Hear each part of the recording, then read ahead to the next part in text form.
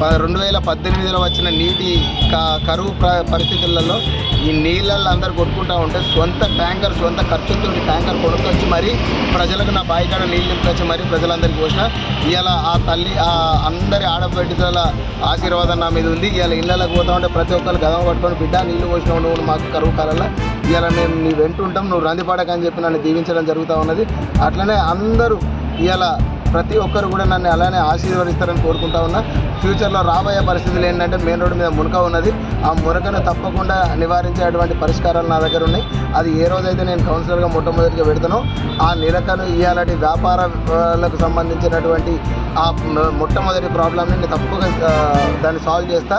దీనికి సంబంధించింది టౌన్ ప్లానింగ్లకు పోయి టౌన్ ప్లానింగ్ యొక్క వాటిని పెట్టుకొని ఆ టౌన్ ప్లానింగ్ అధికారులను చేపట్టుకొని వాళ్ళతో చేతపట్టుకొని వాళ్ళను ప్లానింగ్తో ప్రకారం ఆ నీటిని మళ్లించడం జరిపిస్తా అనేది మనస్ఫూర్తిగా తెలియజేస్తున్నా.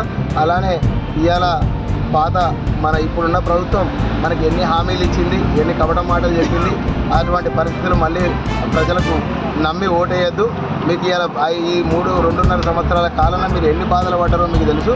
తప్పకుండా కారు గుర్తుకు వేసి మీ అమూల్యమైన ఓటు కారు గుర్తు పైన వేసి అక్కడున్న కేసీఆర్ను ఇక్కడున్న క్రాంతిని ఇద్దరు కలిసి